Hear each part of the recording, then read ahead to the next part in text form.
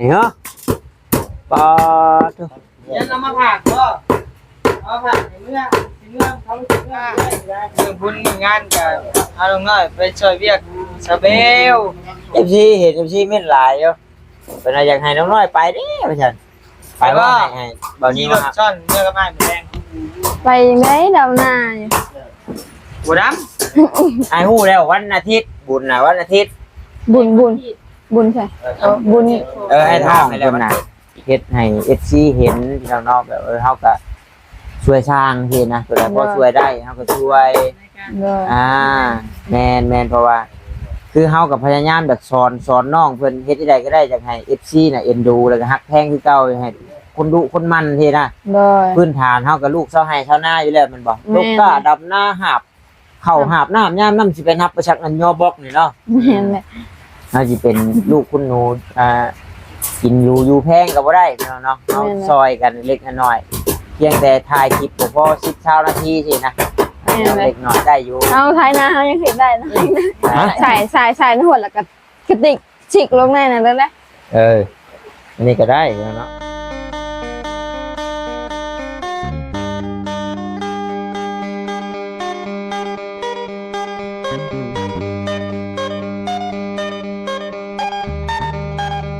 ำพุ่นก้อนนี้ชื่อมันเฮง มาเบิ่งช้างเวียดกับช้างลาวปะทะกันนี่ น้ำมันฉัด สั่งแล้วครับสั่งเวียดสั่งเวียดกับสั่งลาว คิดเอาเองบ่หรือว่าไป คิดเอาเอง คิดเอาเองเลยบ่นี่ งาน คน คิดเอาเองความแบบ ขึ้นมาจบมาเตีย คิดว่าจบมาแต่เวียด สมัครกะนะ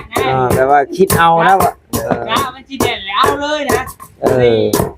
นะ กระดิษคิดแต่งเอาคนขั้วเอาเองนะอยู่ในความฉลาดความผิดอะไรอย่างเงี้ย ก็มีหลายคนอยู่บ้านที่เอาไปนำใช้ ไม่สบาย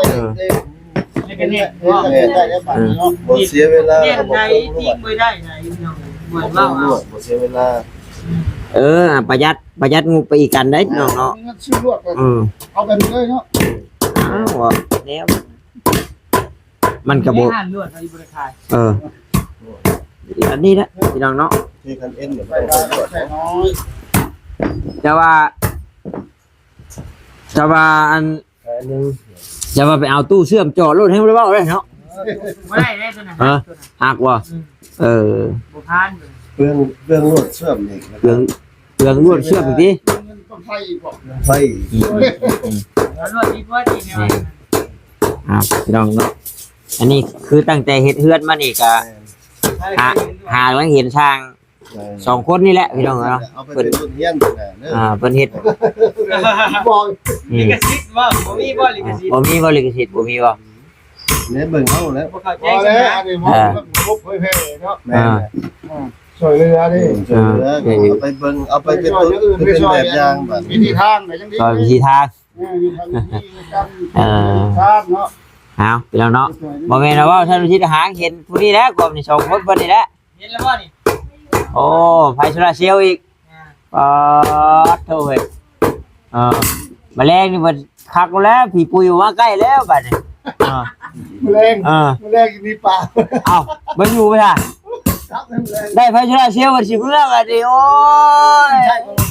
ใช่ก่อนพี่น้องนะได้ก็ขอกราบทักทายสบายดีเด้อพี่น้องเด้อเนาะ FC กันเบิดสุขุสุคนบ่ว่าทางฝั่งลาวฝั่งไทยในต่างประเทศนำเนาะยินดีต้อนรับเข้าสู่ช่องของบอต้าบ้านเฮาคือเก่าพี่น้องเอ้ยทางน้องนิวเพิ่นก็ซอยดันช่องแง่เพิ่นว่าอย่างก็บ่นิวชาแนลโอ้ยเนาะบัดทางนั้นก็สาวมีแม่น้องมินนี่ว่าซั่นเนาะไม่หยังเลยโอ้เนาะกี่ว่าวครับ แม่น้องน้อยเนาะ แม่น้องน้อยมา พี่เชื่อขึ้นมางามเลยเชื่อนั่น บ่ได้เห็นได้ดองลายมือได้เนาะ เท่าเนาะ ยืนได้แล้ว เอายังมาบาทนี่เหรอปอด ยันเอามาผักก็เอาผักเมื่อเขาเมื่อไม่ได้ โอ้แม่นแล้วเราฮู้ว่าสิเมื่อบ่เล้งนะเราได้เด็ดมาผักเราได้เด็ดมาผักอีหลี โอเคโอเคโอเคขอบ เดี๋ยว ใจ มา ขอ ผ่า บใจ ก็ ขอบใจ ก็ใช่เรื่องแรกได้ สบายดีนะท่านไผสิมานอนเผาแรงพอปูสิเมื่อพอสิมาเผาบัดนี้ เลย เอ นี่ก็พอ ใจหลายเด้อ เป็นที่ทอด เสื้อ ฮะเดี๋ยวได้ เสื้อมี หักบ่เซ็กซี่เนาะเซ็กซี่เนาะเว้ยเนาะเซ็กซี่เลยเนาะแม่น้องน้อยว่าพ่อเฒ่าแม่คือใส่เซ็กซี่แท้ว่าเพิ่นว่า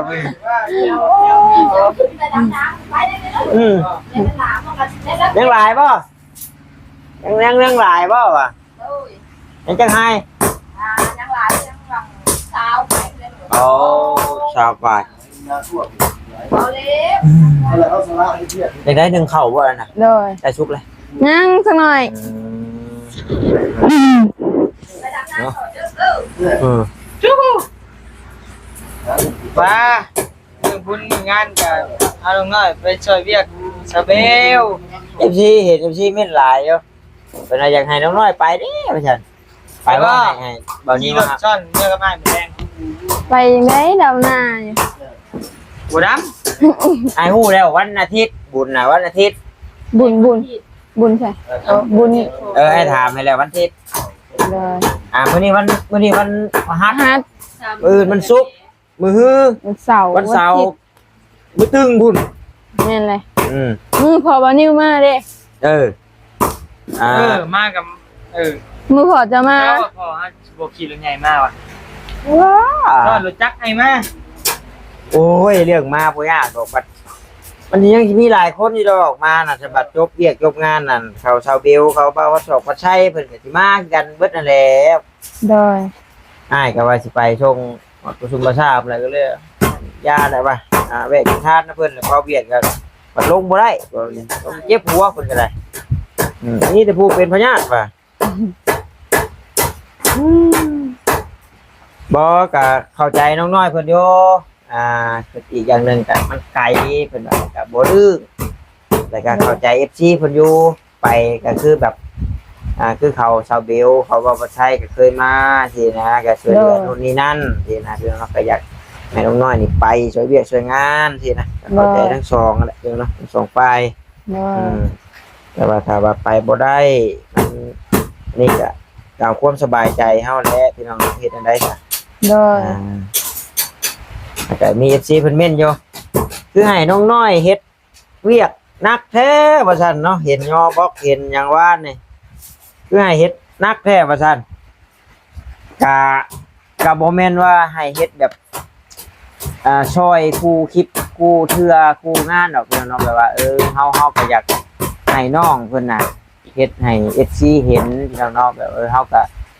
ช่วยสร้างทีนะเวลาพอช่วยได้เฮาก็ช่วย โดย แม่นเพราะว่าคือเฮากับพยายามแบบสอนน้องเพิ่นเฮ็ดที่ใดก็ได้จังให้ FC น่ะเอ็นดูแล้วก็ฮักแพงคือเก่าให้คนดุคนมันทีนะ โดย พื้นฐานเฮากับลูกเช้าให้เช้าหน้าอยู่แล้วแมันบ่ แม่น ลูกก็ดำหน้าหาบเข้าหาบน้ำยามน้ำสิไปนับประชักอันยอบอกนี่เนาะ เห็นเลย เฮาสิเป็นลูกคุณหนูกินอยู่แพงก็บ่ได้พี่น้องเนาะเฮาซอยกันเล็กน้อยเพียงแต่ถ่ายคลิปก็พอ10-20นาทีสินะเล็กน้อยได้อยู่ เอาไทยนะเขายังเห็นได้นะ ใช่ก็เข้าใจเพิ่นเพราะว่าเพิ่นเป็นห่วง โดย เพิ่นเป็นห่วงในการพญาพะเยาเจ้าแหละจะ โดย ในท้องในไส้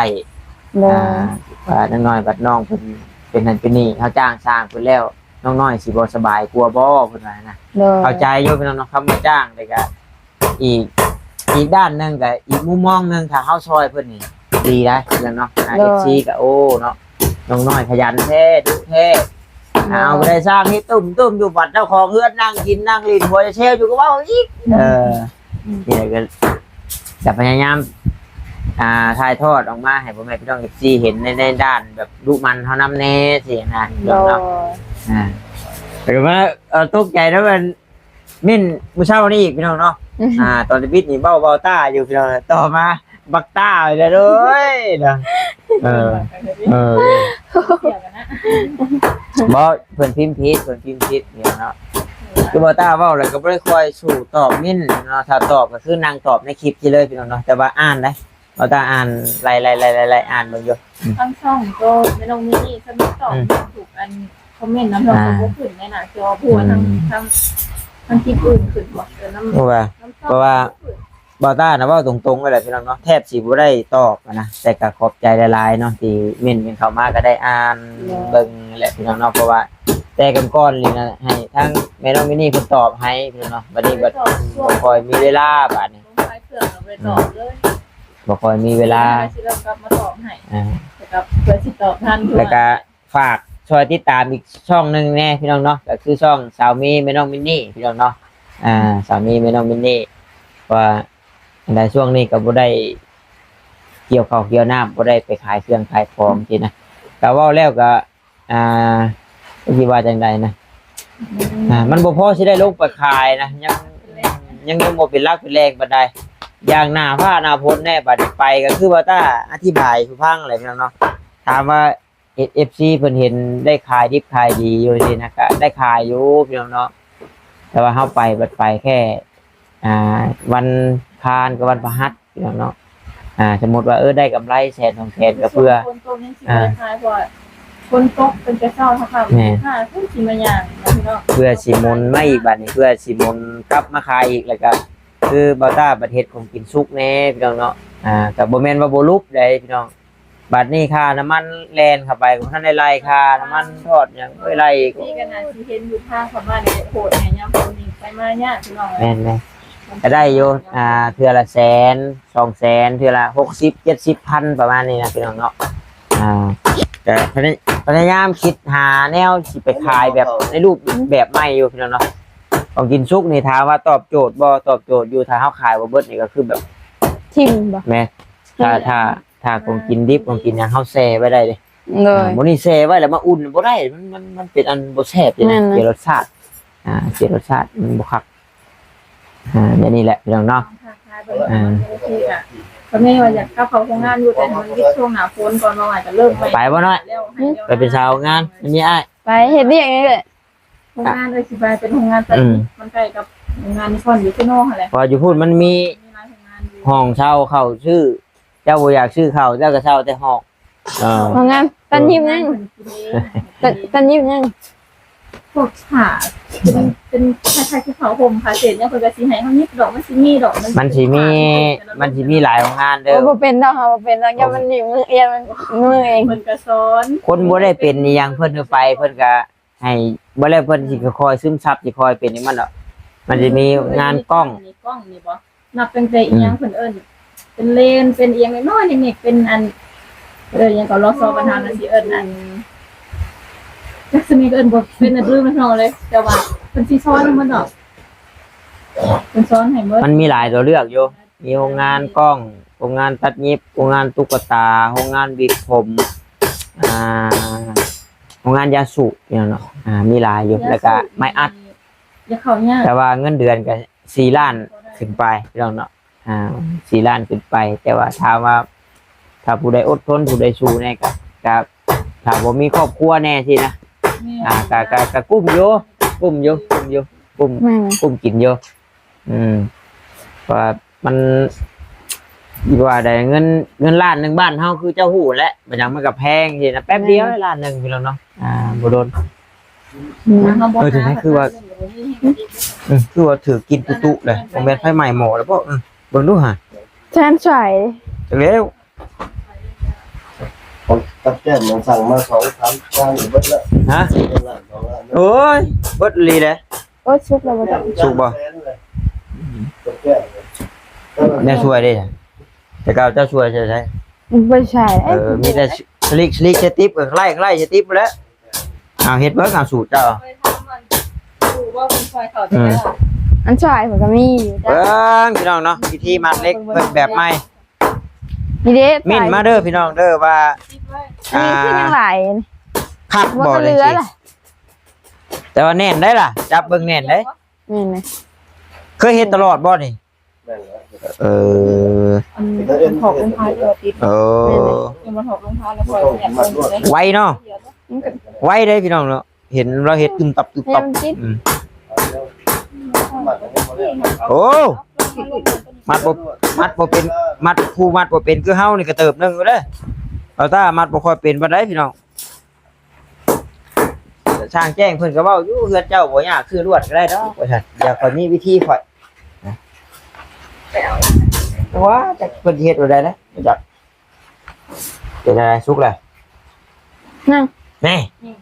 นั่งกูดู ปีนเลย ไอ้บ่าวนี่นั่งนี่ บ่ปีนเออโอ้น้อยโอ้เก่งได้อยู่ ว่าทั้งปากมันเงินโซ ไอ้แนวได้ไอ้ตกทีปูได้นี่ ใส่ก่อนบ่บ่คือด้วย ปูนฟ้าหม้อใหญ่พูนเนาะ บ่เพิ่นให้ใส่นี่ปูเพิ่นมาใส่นี่เอ้าตกตีนี่ ได้ๆนะ ตกตีเพิ่นว่าเอาตัวนี้เฮาอัดแล้วเพิ่นว่าเอาตัวนี้เพิ่นว่า โอ้มันเต็มกลัวฮะแล้วก็ย่ามเอา เดี๋ยวไอ้สิไปเอาปิ้งมาอุ่น ย่ามเอาหน่อยๆย่ามโมเมนต์อันตกตีเจ้าของแล้วบ่ มันคิดเล็กพวก มื้อนี้อันแม่เจ้าเด็ดมาน่ะให้ทักบาดแล้วไปใช้เลย จักไม่ใช่ปุ๋ยว่าจัก ให้มึงด้วยบัญชงด้วยฮะใช้ปุ๋ยเข้านะพ่อ ผู้ใส่ปุ๋ยเบิดแล้ววะ โอ้ เดียวนะ แม่นเลย เจ้ากับว่านปีแรกบ่น้อยนี่ โดย อ้ายก็ยังสิได้ตัดอยู่ได้นี่เดี๋ยวเนาะให้มันมีแสงแดดก่อนมันยอดเข่าจังสัดถ้าเฮาตัดได้ผลตกหน่อลงหลายกันดักเน่าเด้เพราะว่าน้ำผลน่ะย่อยลงยอดมันเด้ โดย ถ้าว่ามันมีปริมาณแดดมันมีแดดเนี่ยมันยอดมันก็สิได้ถอนง่ายนะ โดย มันแดดนะกับได้เงินซื้อปุ๋ยก่อนได้เงินเดือนออกก่อนพออยู่ยืมก่อนก็ไม่ยืม มันไม่ยืมเลย 1,200 1,200 1,200วันที่24ไอ้หายมะ สิไปหาเงินเถอะ แต่ว่ากายวันที่24ไอ้เพิ่มกี่ดอกให้100นึง จักสิไปเอาเงินแต่แค่ชื่อยิงชื่อบัตรนี่กันมือ10,000เลยเอาใช้ว่ามีเงินพอหักเพิ่นเติมให้ มันเบิดแต่โดนแล้ว นี่แต่ละสามียาดอกนี่เชื่อฉันเจ้ามีเรียกไปมีพอหักเพิ่นเพิ่นว่าหากบอกน้องน้อยแน่ไปท่านเพิ่นส่งรูปให้เจ้าบ่เบิ่งรูป ใช่เด้บ้าน เพิ่นว่าเพิ่นส่งรูปเจ้าเองนั่นแหละให้เจ้าเบิ่งเองข่อยเลยงงว่าส่งรูปน้องน้อยให้น้องน้อยเบิ่งเองรูปแบบไรเด้ว่ะ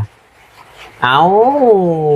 ก็พอวันผู้อ้ายบอกให้เจ้าฮับแล้วเป็นเพื่อนเด้ โอ้ แน่นเบิดเลยค่ะเบิดสไลด์มีแต่นะ เพิ่นมักส่งรูปเจ้าเองบ่ แม่น เพิ่นบอกอ้ายว่าพ่อก็ส่งรูปน้องน้อยเองแหละไปให้น้องน้อยเบิ่ง แม่นนะส่งเพิ่นไปแคปอันแล้วเพิ่นแบบใน YouTube แบบนี้มันอะไรอย่างเงี้ย แบบจังว่าช็อตใดเพิ่นปลื้มเบิ่นหยังแบบประมาณนี้บ่ แม่นเพิ่นก็สิถ่ายให้เบิ่ง แบบว่าช็อตนี้แบบโอ้น้องน้อยเป็นแต่แพงน้องน้อยเป็นแต่ปลื้มน้องน้อยก็บ่นิ้วแล้วแคปให้เบิ่ง โดยเอาบัดไปเน็ตเบิดแล้วมาประตูเสร็จแล้วเติมเป็นมือ เป็นมือเอาเนาะ โดยไปสุดเนาะ สิทางเนาะบอกเพิ่นว่าโอ้ยบอกน้องน้อยเด้อเป็นหยังเนาะว่าซั่น โดย นี่ก็เปลืองพี่น้องเนาะ มือ10,000 แม่น10,000แต่ไปเบิ่ง YouTube ดูเบิ่ง TikTok ดูอัพคลิปบ่ได้เอาคลิปนึงพี่น้องเนาะ ถ้าแล้วเขาเบิ่ง TikTok ให้บ่ได้ครับเติมมันหาบ่ได้ ถึงมา TikTok ก็ยากเนาะ TikTok ก็ได้ เอาเบิ่ง YouTube เขา โอ้ฝนก็มาอีกแล้ววันนี้พอปูคนต้มไก่เนาะต้มไก่กับไก่น้อยๆแล้วก็มาหั่นเป็นนึ่งข้าวเป็นไงเบิ่งข่าวงามอยู่ก่อนอยู่ป่ะข้าวตัวนี้ชื่อมากหรอคักอยู่เนาะข่าวอยู่เพราะบางชอบกับมันเคยอยากเป็น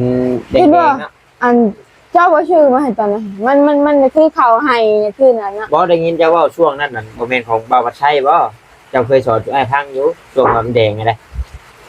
สักห้าก่อนบ่ชื่อแหละ หรือว่าโดนแล้วบ่เพราะว่าไอ้เท่าที่ไอ้จำได้นี่ไอ้เคยชื่อให้เจ้า2เทื่อแม่นบ่ นี่แหละ 2เทื่อบ่หรือ3เทื่อนี่แหละ ตอนเจ้าเมื่อชิโน่เด้ไอ้บอกให้ อยู่นี่พี่น้องเนาะ สุก เดี๋ยวได้แล้วจังแล้วได้แล้ว ใส่เลยปะติบเข่ามันอะไรได้ ฮะเจ้าโป่งออกเจ้าเกลือยเลยเกลือยค่าหวดนี่ก่อนก็ได้ โอ้ไปจุ่มน้ำหมดแล้ว เฮาเกลือยให้มันนั่นหายห้อนออกมันจะบ่ชืดเนาะเดี๋ยวลงม.1เท่าเดียวสุกแล้ว สุกแล้วนะแต่โป่งออกก่อนโป่งก่อน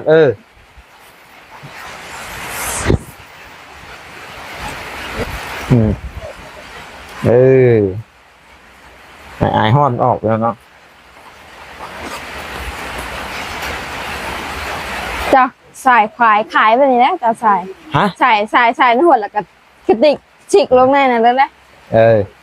อันนี้ก็ได้แล้วเนาะดังเนาะ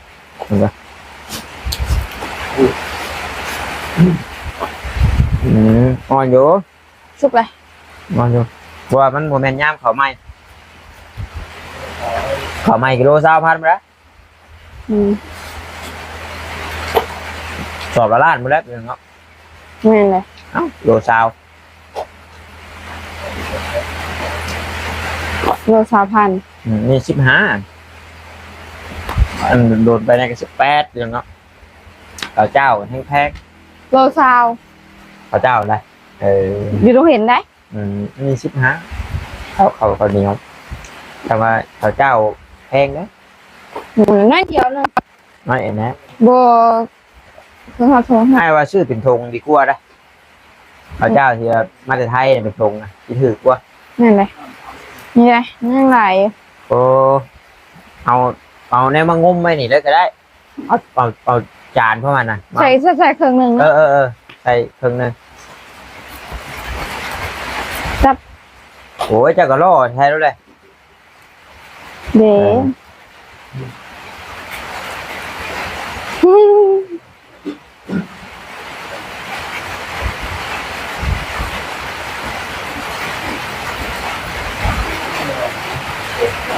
เขาบอก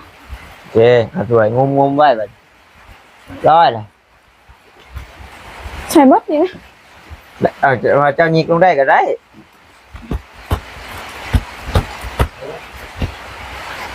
เอามือแล้วนะ มันห้อนเลย โอ้ยห้อนก็เฮ็ดไว้เอาโอ้ได้บ่น้อยนะโอ้ เว้ย